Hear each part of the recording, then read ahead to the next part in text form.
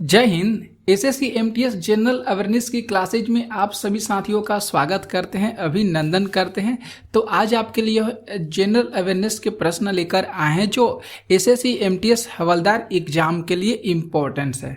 तो आप लोग इस वीडियो को देखिएगा, जरूर शेयर कर दीजिएगा। अगर आप लोग इस चैनल पर नए हैं तो इस चैनल को फॉलो कर लीजिएगा, ठीक है। तो आइए हम लोग अपने प्रश्नों को देखते हैं। यहाँ पे जो फर्स्ट प्रश्न कर रहा है वह क्या कर रहा है।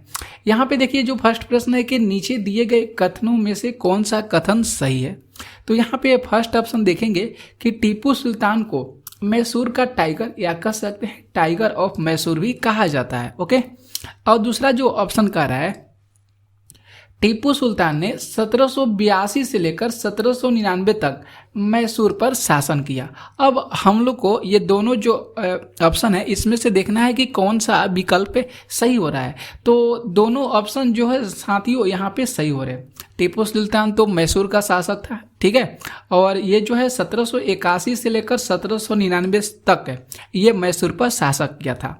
तो ऑप्शन बी जो है यहाँ पे सही हो रहा है। ऑप्शन बी जो है यहाँ पे सही हो रहा है, ठीक है। अब थोड़ा सा हम लोग इनके बारे में ध्यान से समझ लेते हैं। टीपू सुल्तान जो है 1782 से लेकर 1799 ईस्वी तक, हैदर अली की मृत्यु के बाद उसका जो पुत्र जो था टीपू सुल्तान, ये मैसूर का शासक बना, ठीक है। मतलब कह सकते हैं इनके पिता का नाम हैदर अली था। हैदर अली जब मर गए तो ये इनके गद्दी पर जो है टीपू सुल्तान शासक बना। समझ में आ गया, जिसे मैसूर का टाइगर कह सकते हैं, या ठीक है, जिसे मैसूर का टाइगर कह सकते हैं। ये जो टीपू सुल्तान थे ये अरबी, फारसी, कन्नड़ और उर्दू भाषा के जानकार थे। मतलब इनके पास जो है सारी चीज़ का ज्ञान था। अरबी भी जानते थे, फारसी भी जानते थे, कन्नड़ भी जानते थे और उर्दू भी जानते थे, ठीक है।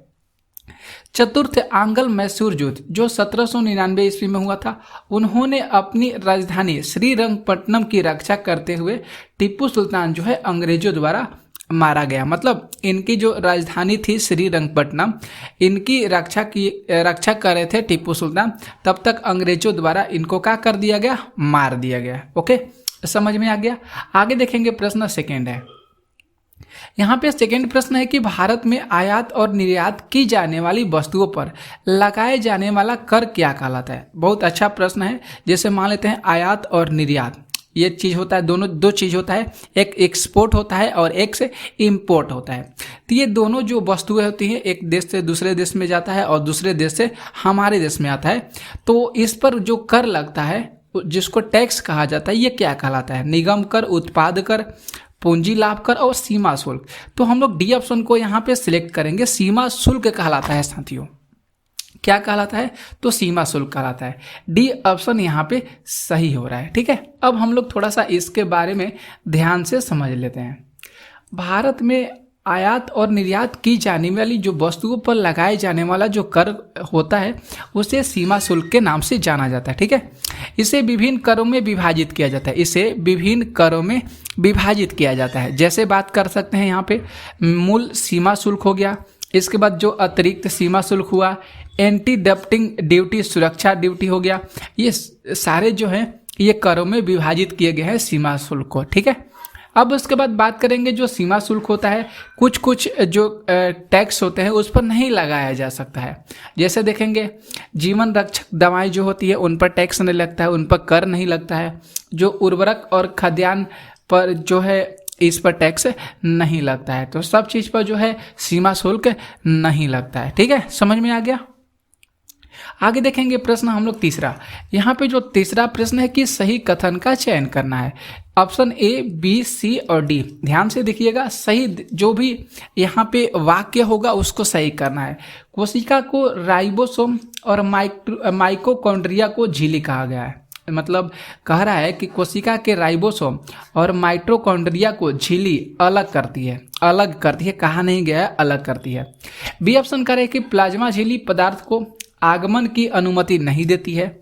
सी ऑप्शन करेगी कोशिका द्रव्य और नाभिक कोशिका झिल्ली, जिसे प्लाज्मा झिल्ली कहा जाता है, इसके भीतर संलग्न होते हैं। और डी ऑप्शन कह रहा है कोशिका के दो प्रमुख घटक होते हैं, एक होता है कोशिका द्रव्य और एक होता है केंद्रक होता है। तो यहाँ पे जो प्रश्न कर रहा है कि तीसरा ऑप्शन की कौन सा ऑप्शन जो है यहाँ पे सही कथन को चयन कर रहा है। तो हम लोग यहाँ पे सी ऑप्शन को सिलेक्ट करेंगे। कोशिका द्रव्य और नाभिक, कोशिका झिल्ली जिसे प्लाज्मा झिल्ली कहा जाता है, ये इसके भीतर क्या होता है, संलग्न होता है, इसके भीतर उपस्थित होता है। तो सी ऑप्शन हम लोग यहाँ पे सही हो रहा है। ऑप्शन सी यहाँ पे बिल्कुल आप लोग सही कर लीजिएगा। ओके, अब हम लोग थोड़ा सा इसके बारे में समझ लेते हैं। कोशिका द्रव्य या नाभिक कह सकते हैं, ये कोशिका झिल्ली जिसे प्लाज्मा झिल्ली के नाम से जाना जाता है, इसके भीतर मौजूद होता है। ओके, कोशिका द्रव्य एक कोशिका का अर्ध द्रव घोल होता है जो परमाणु झिल्ली के बाहर और कोशिका झिल्ली के अंदर होता है, जो परमाणु झिल्ली के बाहर होता है और कोशिका झिल्ली के अंदर होता है। ये चीज पता चल गया, क्लियर है। आगे देखिएगा, यूकैरियोटिक कोशिका, एक प्रोकैरियोटिक कोशिका, दो तरह की कोशिका होती है।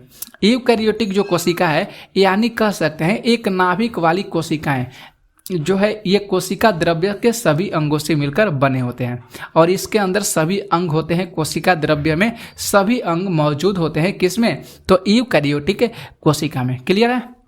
यह मुख्य रूप से पानी, लवण और प्रोटीन से बना होता है। ये जो यूकैरियोटिक कोशिका है, ये पानी, लवण और प्रोटीन से मिलकर बना होता है। आगे देखिए, प्रश्न 4 है कि मछली के हृदय में कितने कक्ष होते हैं। मछली के हृदय में कितने कक्ष होते हैं, तो मछली के हृदय में 2 कक्ष होते हैं। मछली के हृदय में 2 कक्ष होते हैं, वाल्व जिसको कहा जाता है।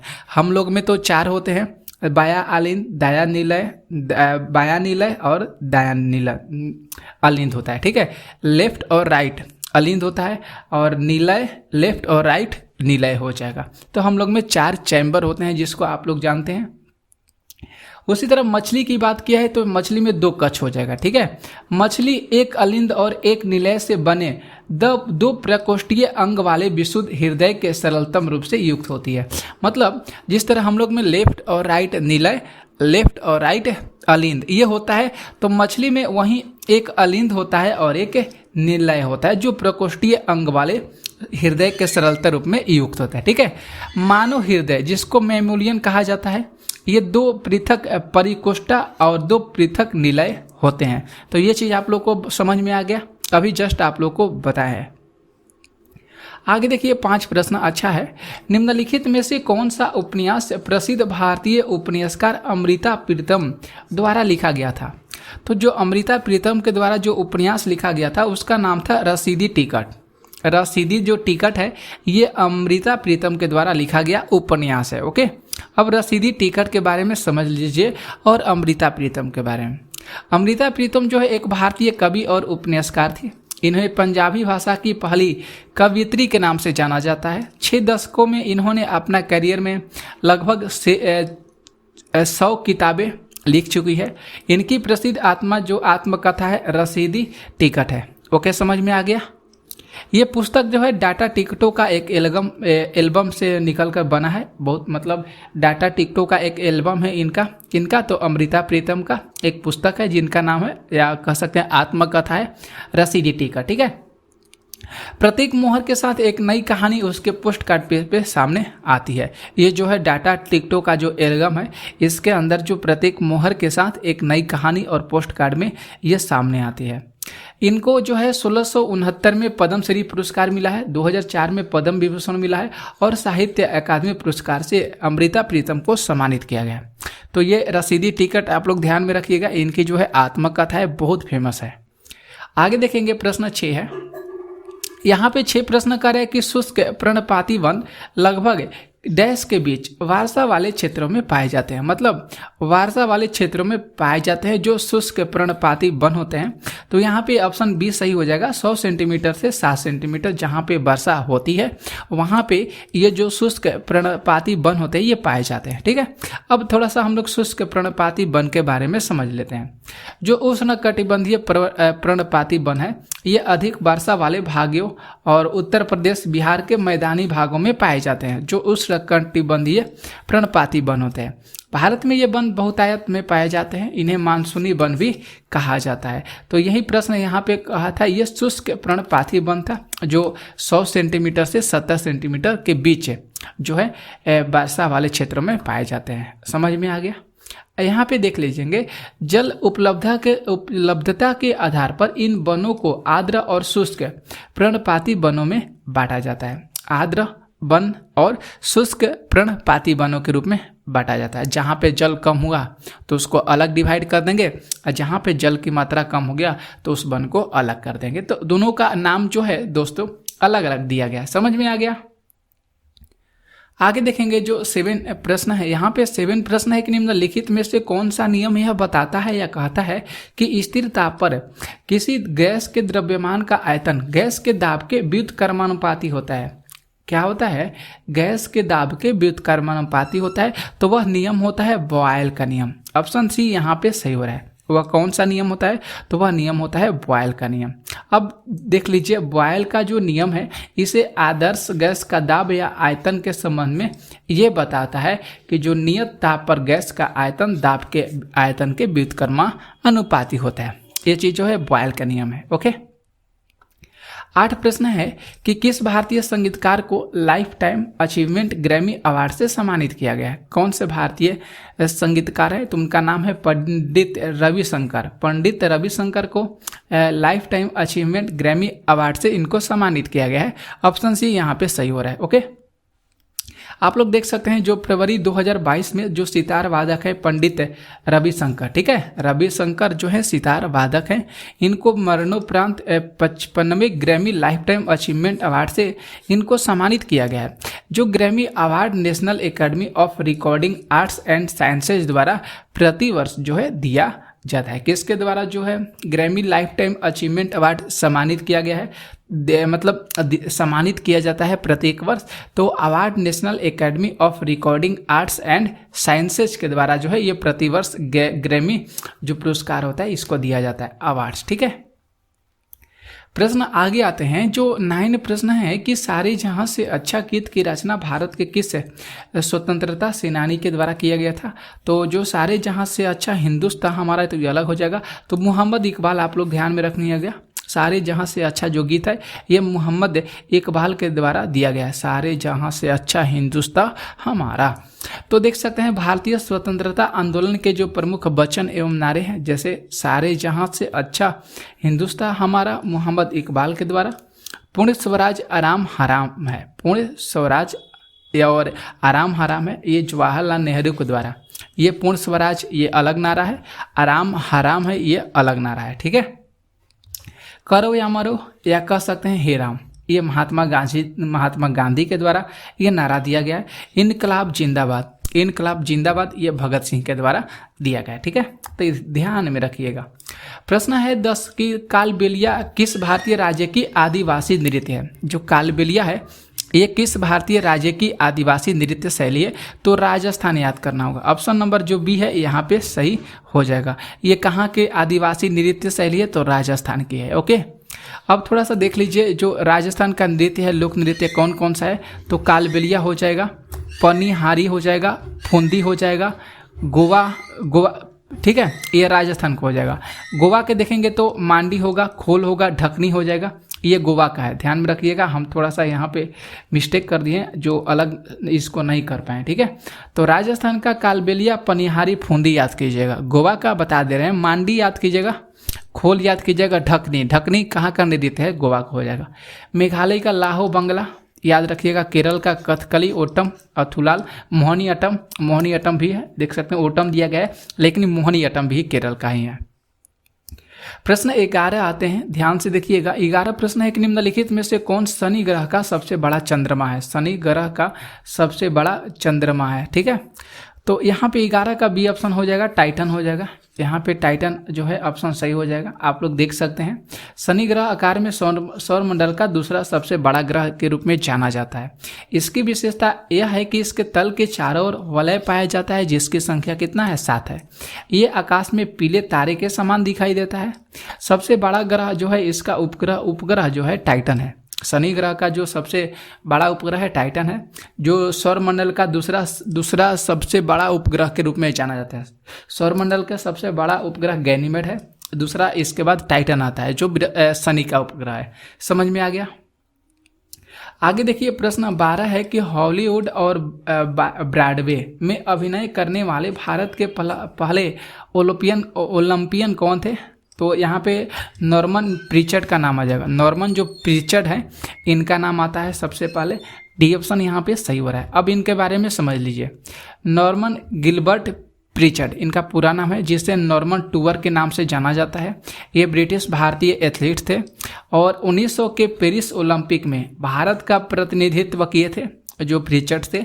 और 200 मीटर से लेकर 200 मीटर तथा 200 मीटर बाद दौड़ में भारत को इन्होंने अपना पहला पदक दिलाया था। पहला पदक इन्हीं के द्वारा 1900 में जो पेरिस ओलंपिक हुआ था, अभी भी जस्ट अभी हुआ ही है, तो उसी में इन्होंने अपना पहला पदक दिया था, ठीक है, भारत को। और ये जो है हॉलीवुड और ब्रॉडवे में अभिनय करने वाले भारत के पहले ओलंपिक भी थे। ये चीज़ समझ में याद रखिएगा। और भारत के पहले रजत पदक इन्होंने भी दिलाया था, रजत पदक, ठीक है। प्रश्न 13 है कि उगादी जो है इनमें से किस राज्य का महत्वपूर्ण त्यौहार है? उगादी। उगादी तो आप लोग को पता है कर्नाटक का हो जाएगा। किसका त्यौहार है दोस्तों? कर्नाटक का जो है उगादी प्रमुख त्यौहार है। उगादी जो है त्यौहार आंध्र प्रदेश, तेलंगाना और कर्नाटक के लोगों द्वारा नव वर्ष के रूप में मनाया जाता है। जो 1 जनवरी होता है, 1 जनवरी होता है, जो हम लोग उसको 1 जनवरी के नाम से जानते हैं, ठीक है, जो नव वर्ष होता है। उसी तरह जो नव वर्ष मनाया जाता है आंध्र प्रदेश में, तेलंगाना में और कर्नाटक में, ये तो भारत में ही मनाया जाता है, स्वाभाविक रूप से बात है। तो उस समय जब मनता है तो उस समय इसको उगादी कहा जाता है। उस जो पर्व वो लोग मनाते हैं आंध्र प्रदेश के लोग, तेलंगाना के और कर्नाटक के, तो वहाँ पे वो लोग उगादी कहते हैं, ठीक है।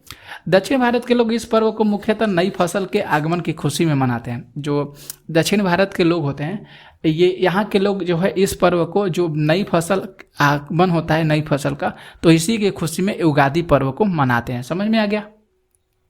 आगे देखेंगे जो 14 प्रश्न है कि स्लमडॉग मिलियनेयर पुस्तक के लेखक कौन है? स्लमडॉग मिलियनेयर पुस्तक के लेखक कौन है? तो इनका नाम है जगह विकास स्वरूप। इनका ये पुस्तक है, किसका पुस्तक है? स्लमडॉग मिलियनेयर, तो ये विकास स्वरूप का पुस्तक है, ठीक है। आप लोग देख सकते हैं जो विकास स्वरूप है इनका जो स्लमडॉग मिलियनेयर हो जाएगा। आर के नारायण का माला गुडी डेज, आर के नारायण का जो पुस्तक है माला गुडी डेज हो जाएगा। APJ Abdul Kalam ignited mind, ध्यान में रखना होगा, इग्नाइटेड माइंड जो है एपीजे अब्दुल कलाम जी का है। Kiran Desai The Inheritance of Loss हो जाएगा। द इनहेरिटेंस ऑफ लॉस जो है ये किरण देसाई की पुस्तक है। समझ में आ गया? आगे देखिए प्रश्न 15। यहाँ पे 15 प्रश्न है कि भारतीय संविधान का कौन सा अनुच्छेद भाषण और अभिव्यक्ति की स्वतंत्रता का अधिकार को परिभाषित करता है? तो वह आर्टिकल 19 करता है। वह कौन सा आर्टिकल करता है? तो वह आर्टिकल 19 करता है, ठीक है। अब देख लीजिएगा ध्यान से, ये प्रश्न इंपॉर्टेंट है, इस आर्टिकल को भी आप लोग ध्यान में रखिएगा। वाक्य स्वतंत्र आदि विषय कुछ अधिकारों का जो संरक्षण होता है 19 में आता है। अनुच्छेद यहाँ पे जो है 20 में देखेंगे, यहाँ पे 200 अनुच्छेद है। 200 अनुच्छेद में विधेयकों पर अनुमति क्या कह सकते हैं? राज्य विधायिका द्वारा पारित, ये आर्टिकल 200 में है। 377 करता है, 377 जो आर्टिकल कहता है भारत के नियंत्रक महालेखा परीक्षक के बारे में उपबंध कराता है। अनुच्छेद जो 377 है ये भारत के नियंत्रक और महालेख परीक्षक के बारे में उपबंध कराता है। 110 जो है धन विधेयक की परिभाषा देता है। 110 जो है आर्टिकल धन विधेयक की परिभाषा देता है। 377 नियंत्रण महालेख परीक्षा की जो है उपबंध कराता है। तो ये सारे चीज़ जो आप लोगों को बताए हैं आर्टिकल ध्यान में रखिए। 110 भी याद रखिएगा, धन विधेयक है, ओके। यहाँ पे 16 जो प्रश्न है देख लीजिएगा। जो साइट्रिक एसिड होता है जिसको ये किस में पाया जाता है? सेब में, संतरा में, केला में, प्याज में। तो साइट्रिक एसिड जो होता है संतरा में पाया जाता है। तो आप लोग देख सकते हैं यहाँ पे प्राकृतिक स्रोत और कुछ यहाँ पे अम्ल हैं, जैसे संतरा में हो जाएगा साइट्रिक एसिड, ठीक है। सेब में तो मौलिक अम्ल होता है, सिरका में एसिटिक अम्ल होता है, इमली में टार्टेरिक अम्ल होता है और दही में होता है लैक्टिक अम्ल। तो चाय में टैनिक अम्ल होता है, ये चीज़ ध्यान में रखना होगा। तो ये सारे जो आप लोग जो भी प्रश्न आप लोग को बताए हैं इसे ध्यान में रखिएगा, इंपॉर्टेंस है। इस वीडियो को शेयर भी जरूर कर दीजिएगा, ठीक है। मिलेंगे अगली क्लास में, तब तक के लिए जय हिंद, जय भारत।